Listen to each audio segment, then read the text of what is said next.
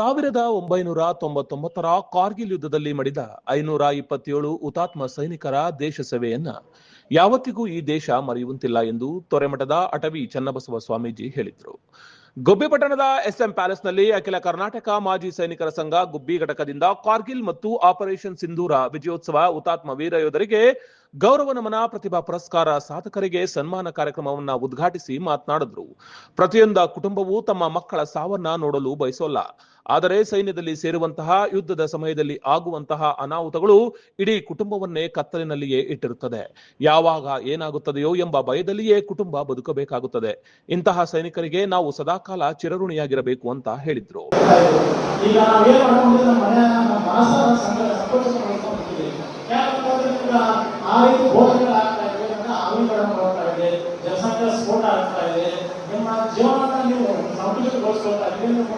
ಲಕ್ಸುರಸ್ life ಬೇಯಿಸಿ ನಿಮ್ಮ ಜೀವನ ದೇಶ ಪ್ರೇಮ ಸಂಸ್ಕಾರ ಆಗಿರಬಹುದು ಅದೆಲ್ಲ ಮುಂದೆ ಬಾಂಧವ್ಯವನ್ನು ಹೋಗಿಬಿಟ್ಟಿದೆ. ಆ ಕಾರ್ಗಿಲ್ ಯುದ್ಧ ಬಗ್ಗೆ ನವೀನ್ ನಾಗರಪ್ಪರು ಚೆನ್ನಾಗಿ ಹೇಳಿದ್ರು. ಎಲ್ಲರಿಗೂ ಹೇಗೆ ಹೇಳಿದ್ರು ಶ್ರಮಾತ್ಮಕ ಕಾರ್ಗಿಲ್ ಯುದ್ಧದ ಸಂದರ್ಭದಲ್ಲಿ ಇತ್ತು ನಮ್ಮಲ್ಲೂ ನಮ್ಮೆಲ್ಲರೂ ಹೇಳಿದ್ರು. ಅವಾಗ ಕಾರ್ಗಿಲ್ ಯುದ್ಧ ನಡೆದ ಸಂದರ್ಭದಲ್ಲಿ ಸರ್ವೇ ಸಾಮಾನ್ಯವಾಗಿ ಚಳಿ ಬೀಳ್ತಾ ಇತ್ತು. ಪ್ರತಿ ವರ್ಷ ಚಳಿ ಬೀಳುತ್ತೆ. ಆ ಚಳಿಗಳು ಉತ್ತರ ಭಾಗದಿಂದ ಯಾವಾಗ ಜಮ್ಮು ಕಾಶ್ಮೀರ ಕಾರ್ಗಿಲ್ ಅನ್ನೋ ಪ್ರದೇಶ, ಆ ಪ್ರದೇಶದಲ್ಲಿ ಚಳಿ ಬಿದ್ದಾಗ ದಿನಗಳು ಸರ್ವೇ ಸಾಮಾನ್ಯ. ಬಿಜೆಪಿ ಮುಖಂಡ ಎಸ್ ಟಿ ದಿಲೀಪ್ ಕುಮಾರ್ ಮಾತನಾಡಿ, ದೇಶದ ಒಳಗಿರುವ ನಾವುಗಳು ನೆಮ್ಮದಿಯಿಂದ ಶಾಂತಿಯಿಂದ ಬದುಕಬೇಕಾದರೆ ಗಡಿಯಲ್ಲಿ ಕಾಯುವ ಸೈನಿಕರು ನಮ್ಮ ದೇವರುಗಳಂತೆ ಇರುತ್ತಾರೆ ಅಂತ ಹೇಳಿದ್ರು.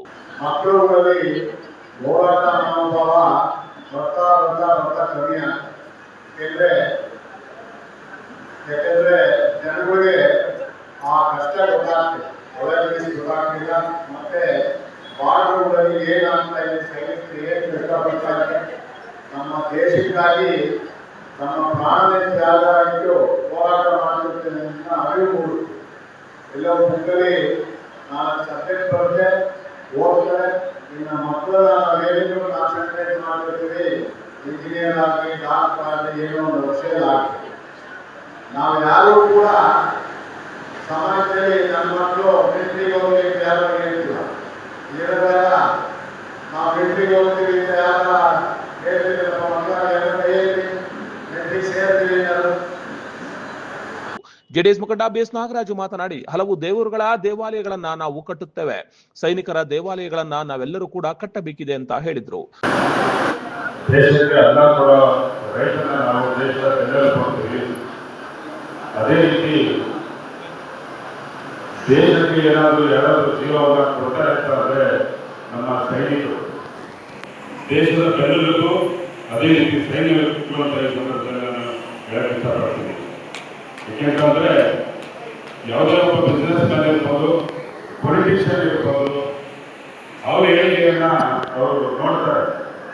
ಅವರ ಕುಟುಂಬ, ಅವ್ರ ಬಂಧು, ಅವ್ರ ಬಳಗ, ಅವ್ರ ಹೆಂಡತಿಯಿಂದ ನೋಡ್ತಾರೆ.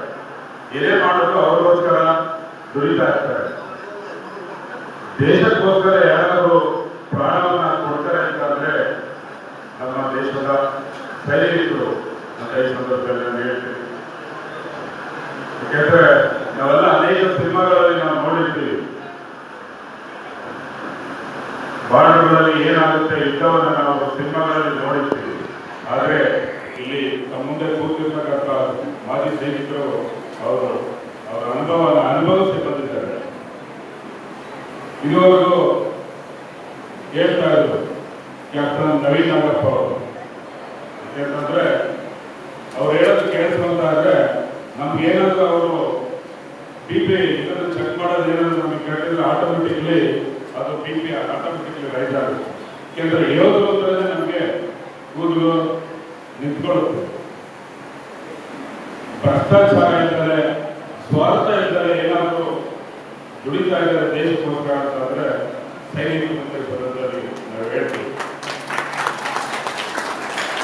ನಾವೇನಾದರೂ ನಮ್ಮ ದೇಶದೊಳಗಡೆ ತಾಯಿ ಮಡಿಲಲ್ಲಿ ನಾವು ಇರೋ ತರ ನಾವೇನಾದರೂ ನೆಮ್ಮದಿಯಾಗಿ ಜೀವನವನ್ನು ನಾವು ಮಾಡ್ತಾ ಇದ್ದೀವಿ ಅಂತಂದ್ರೆ ಅದಕ್ಕೆಲ್ಲ ಕಾರಣ ದೇಶ ಕಾಯುವ ಸೈನಿಕರು. ಮಾಜಿ ಸೈನಿಕರ ಸಂಘದ ಅಧ್ಯಕ್ಷ ಲೋಕೇಶ್ ಬಿದರೆ, ಪ್ರಿಯಾ ಶಾಲೆಯ ಪ್ರಾಂಶುಪಾಲ ಅರುಣ್ ಕೆಪಿ, ಪ್ರಗತಿಪರ ರೈತ ಶಿವಶಂಕರಪ್ಪ ಕಾರ್ಯಕ್ರಮವನ್ನು ಉದ್ದೇಶಿಸಿ ಮಾತನಾಡಿದರು. ಕಾರ್ಯಕ್ರಮಕ್ಕೂ ಮುನ್ನ ಪಟ್ಟಣದ ಕೋರ್ಟ್ ಸರ್ಕಲ್ನಿಂದ ಎಸ್ಎಂ ಪ್ಯಾಲೇಸ್ ವರೆಗೆ ಮೆರವಣಿಗೆ ನಡೆಯಿತು. ಶಾಲಾ ವಿದ್ಯಾರ್ಥಿಗಳಿಗೆ ಸಾಂಸ್ಕೃತಿಕ ಕಾರ್ಯಕ್ರಮ ಆಯೋಜನೆ ಮಾಡಲಾಗಿತ್ತು. ಅತಿ ಹೆಚ್ಚು ಅಂಕ ಗಳಿಸಿದ ಎಸ್ಎಸ್ಎಲ್ಸಿ ಪಿಯುಸಿ ವಿದ್ಯಾರ್ಥಿಗಳಿಗೆ ಪ್ರತಿಭಾ ಪುರಸ್ಕಾರ ಮಾಡಲಾಯಿತು. ಕಾರ್ಯಕ್ರಮದಲ್ಲಿ ಪಟ್ಟಣ ಪಂಚಾಯಿತಿ ಸದಸ್ಯ ಶಿವಕುಮಾರ್, ನಿವೃತ್ತ ಉಪನ್ಯಾಸಕ ಎಚ್ಬಿ ನಂಜುಂಡಯ್ಯ, ಪ್ರಥಮ ದರ್ಜೆ ಕಾಲೇಜಿನ ಪ್ರಾಂಶುಪಾಲ ಡಾಕ್ಟರ್ ಓ ನಾಗರಾಜು, ಸರ್ವೇಯರ್ ಶಿವಕುಮಾರ್ ಸೇರಿದಂತೆ ಅಖಿಲ ಕರ್ನಾಟಕ ಮಾಜಿ ಸೈನಿಕ. ನಮ್ಮ ಸಂಸ್ಥೆ ಕೇಂದ್ರ ಸರ್ಕಾರದ ಖಾದಿ ಮತ್ತು ಗ್ರಾಮೋದ್ಯೋಗ ಇಲಾಖೆಯಲ್ಲಿ ನೋಂದಿತವಾಗಿದೆ. ರೈತರ ಬೆಳೆಗಳಿಗಾಗಿ ಉತ್ತಮ ಗುಣಮಟ್ಟದ ಸಾವಯವ ಗೊಬ್ಬರಗಳು, ನ್ಯಾನೋ ತಂತ್ರಜ್ಞಾನ ಆಧಾರಿತ ಕೃಷಿ ಉತ್ಪನ್ನಗಳು ಹಾಗೂ ಆಯುರ್ವೇದಿಕ್ ಪರಿಹಾರಗಳು ನಮ್ಮಲ್ಲಿ ಲಭ್ಯ.